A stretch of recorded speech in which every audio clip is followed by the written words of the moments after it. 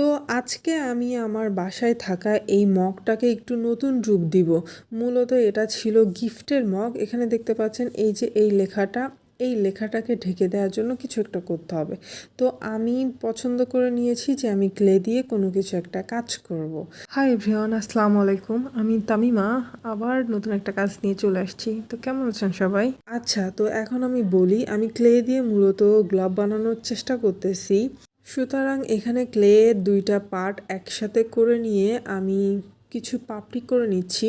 আমি একটা একটা করে পাপড়ি করছি এবং গ্লু এর সাহায্যে আমি পাপড়িগুলো আটকে দিচ্ছি একটার সাথে আরেকটা। এটা আসলে কয়েকভাবে করা যায়, কিন্তু আমি আমার মতো করে করছি। আর মূলত অনেকদিন যাবৎ ক্লে দিয়ে কোনো কিছু করা হয় নাই, তো ভাবলাম যে না, ক্লে দিয়ে একটু কাজ করি।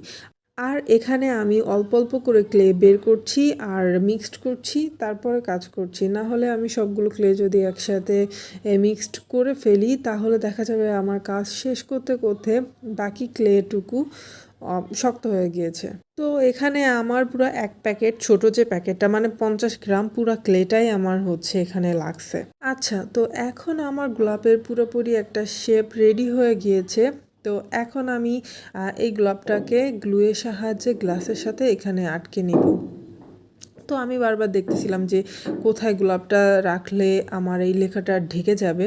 তারপর আমি গোলাপটাকে এখানে সেট করছি।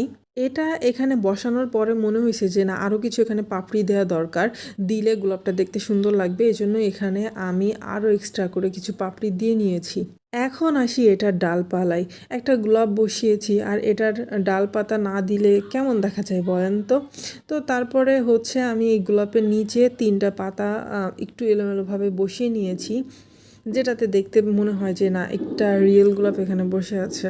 তারপর আমি এটার সাথে একটা ডাল আর 2টা পাতা অ্যাডজাস্ট করে দিব, যেটা মনে হবে যে না, একটা ডাল থেকে একটা গোলাপ আমার মগের উপরে আছে। এখন এটাকে আমি কিছু সময়ের জন্য রেস্টে রেখে দিব, যাতে আমার এই ক্লেটা খুব ভালোভাবে শুকায়। আর এই মোল্ডেড ক্লেটা খুব দ্রুত শুকিয়ে যায়। সো একটু পরেই আমি এটার উপরে আবার রং করতে পারবো। তো এখন শুকানোর পরে আমার গোলাপের অবস্থা দেখেন কেমন দেখাচ্ছে।